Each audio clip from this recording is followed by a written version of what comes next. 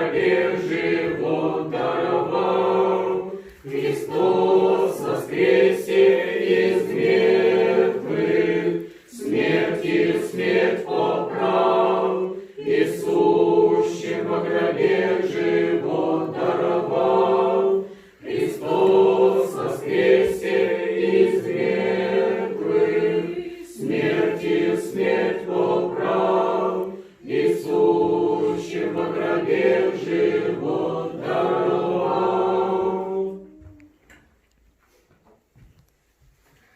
Слава Тебе, Христе, Божие упование наше, слава Тебе.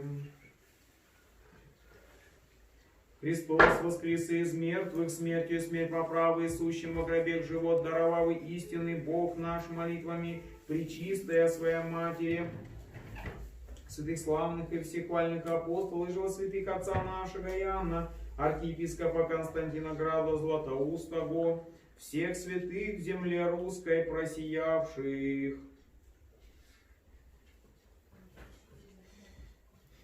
Мученицы Пелагии, Девы Тарсийские, преподобных Никиты, Кирилла, Никифора, Климента, Исаакия, братья Алфановых, священномученика Иразма, епископа Фармийского, священномученика Альвиана, епископа Анейского,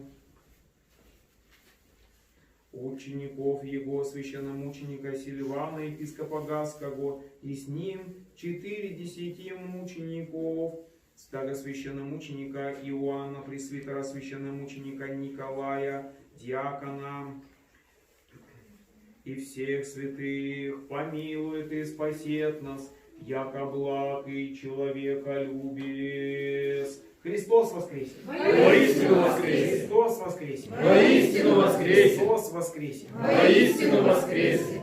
Христос воскресе, смерть смертью смерть поправ, и сущим во гробе живот даровал. Христос воскресе, смерть смертью смерть поправ, и сущим во гробе живот даровал. Христос воскресе, смерть смертью смерть поправ, и сущим во гробе живот даровал. И нам даровал живот вечный, поклоняемся Его третьему воскресению. Великого Господина Отца нашего Кирилла, святейшего патриарха Московского и всея Руси, и Господина нашего высокопреосвященнейшего Дмитрия, митрополита Тобольского и Тюменского, богохранимую страну нашу российскую, власти воинства настоятеля, братьев, прихожих святого храма сего, и вся православные христианы, Господи, сохрани на многое лето. Поздравляю вас с воскресным днем. 5-я неделя посвящена самарянке. Повествование у апостола Иоанна Богослова это есть, что Господь, когда он с учениками шел через Самарию, остановился у колодца отдыхать, где время было самое знойное, 12 дня. Это Палестина, это очень жаркие климатические условия. И поэтому вот остановился отдыхать, ученики ушли в селение купить продукты какие-то питания, а он остался у колодца. И вот пришла некая жена-самарянка, которая пришла почерпать воды. Но в такое время никто не ходит черпать воду, потому что обычно всегда все приходят, особенно в таком климате, все работают с утра раннего, когда еще солнце не так печет, все делают дела, а уже в такое время, в 12 дня, все уже отдыхают и прячутся от полуденного зноя. Но она пришла вот в 12 дня. Почему так? И была единственная, но ведь, как правило, если колодец один в селении, все выстраиваются в очередь, и с утра все набирают воду, все женщины. Вот. Она же, по-видимому, из-за своего образа жизни не хотела ни с кем встречаться. Может быть, была бы она, как сказать, презираема, может быть, в народе, потому что вот Господь открывает ей, что Он знает, как она живет. А она была в блуде жила. И вот поэтому она как-то вот отдельно приходит черпать воду. И Господь начинает с ней разговаривать. Она была удивлена, потому что самаряне с иудеями в то время не сообщались. Самаряне это были народность такая, которая, хотя и Пятикнижие Моисея признавала, но некоторых пророков не признавала и так далее. И они как с языческими, у них были языческие еще какие-то отклонения такие, и как полуязычники они были. И иудеи с ними вообще не сообщались. Вот. И, например, если иудеям надо было из Галилеи пойти в Иерусалим, и прямым ходом надо было 3 дня идти, то они в обход Самарии шли 7 дней, на 4 дня больше. Таким образом, чтобы не встречаться с этим народом, они даже гнушались рядом быть и общаться между собой. И вот Господь начинает разговаривать с этой самарянкой. Она была удивлена. Это нам говорит о том, что Господь пришел не только для иудеев, а Он пришел для всех людей, которые на земле живут. Он пришел вот истину возвестить для всех, не только для отдельных лиц. И вот промыслом Божьим все-таки в начале Евангелия было проповедано иудеям, именно евреям, а потом в 70-м году, когда государство их перестало существовать, и они были рассеяны, должны были рассеяться по всему миру, и проповедь христианства, она стала вот расходиться дальше и дальше. И вот в том числе и еще из-за этого. Потому что апостол Павел, он проповедовал в синагогах в основном, то есть евреям проповедовал.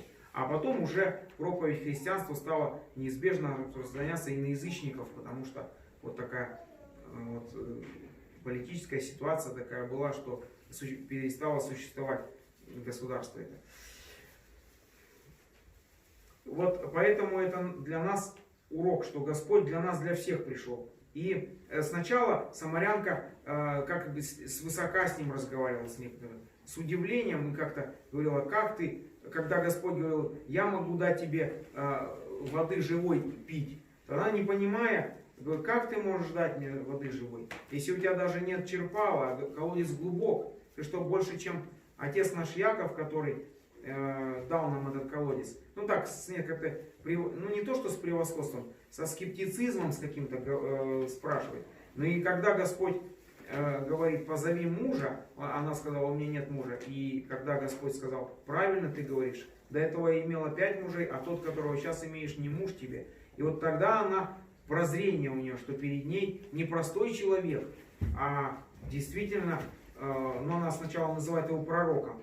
И они тоже ждали Мессию, тоже ждали Спасителя. Тоже в их народе тоже вот ожидание Спасителя было. И она побежала тут же в селение, и уже не боясь никого, начала возвещать, что вот пришел тот, который сказал мне обо всем, что я делаю, пойдите посмотрите на него. То есть она уже никого не боялась, и уже народ пришел, и 2 дня там пробыл с ними Господь, и вот уверовали они все в Господа, и сказали этой женщине, что уже не по твоим словам веруем, а потому что сами увидели и сами поняли, вот, что это действительно Мессия Христос, Спаситель. И вот он говорит им такие слова, говорит самарянке. Наступает время, когда и не на горе сей, и не в Иерусалиме будете поклоняться Отцу. Вот. Она просто до этого спросила, где надо поклоняться Богу, потому что у них там была священная гора у самарян, а иудеи говорили, что Богу молиться можно только в Иерусалиме, в Иерусалимском храме. И вот Господь говорит, что настанет время, когда истинные поклонники будут поклоняться Отцу в духе истины, ибо таких поклонников Отец ищет себе. Бог есть Дух, и поклоняющиеся Ему должны поклоняться в духе и истине. речь тут идет, как Игнатий Бринчанинов говорит, что поклонение Богу и любовь к Богу, она у нас должна быть в исполнении заповедей. И вообще Серафим Саровский говорил, что мы должны в течение жизни стяжать Духа Святаго. Господь говорит, кто будет пить воду, которую я дам ему, тот не будет жаждать вовек. Но вода, которую я дам ему, сделается в нем источником воды, текущей в жизнь вечную. Вот это о Духе Святом Господь говорит, о стяжании Духа Святаго. И вот каждый христианин призван стяжать Дух Святой, потому что это останется с нами навсегда. То есть все уйдет, а вот эта ценность, так сказать, духовная, она с нами останется. И когда мы иногда вот анализируешь день прожитый и думаешь, вот много суеты, а духовного ничего не было, ничего не приобрел. Все какое-то грехи какие-то празднословия там, и ничего такого для души не сделал. Вот. Как, думаю, будет страшно, если когда мы из этой жизни уйдем и поймем, что ой, что-то суеты много было, а единого на потребу не было. То есть вот духовной жизни, нормальной, так сказать, такой, как бы сказать там, сосредоточенной такой, какой-то такой. Дело в том, что Царство Небесное, Господь говорит, нудится, то есть силой берется. Это надо и применять и волю, и силой как бы трудиться Богу. Потому что много суеты бывает вокруг, но нам надо выбирать из этой суеты, как и повседневной, для Господа обязательно время, чтобы вот духовно трудиться. Потому что время коротко, как говорится, много попечений разных житейских, а для души мы порой ничего не делаем. И я еще раз повторюсь, как было бы для нас, ну это не то, что сказать печально, но для нас было бы это страшно, если мы из этого мира, когда уйдем, подумаем, помыслим, что а что-то ничего не сделано доброго, и не положено ни начала ничему, и добродетелям, и духовной жизни, как говорится, и стрезвению какому-то духовному, а все какая-то суета и какая-то вот так, поверхностность какая-то. Поэтому, как говорится, нам надо вот серьезно трудиться для Бога, потому что эта ценность, вот это стяжание Духа Святаго, она с нами уйдет в вечность и будет с нами. То есть мы обогатимся этим. А материальным обогатиться мы хоть и можем, но это как мы в гостиницу пришли, пожили маленько и все оставили. То есть это для нас, как говорится, не будет вечно с нами пребывать, а ненадолго. Спаси вас, Господи, дорогие братья и сестры.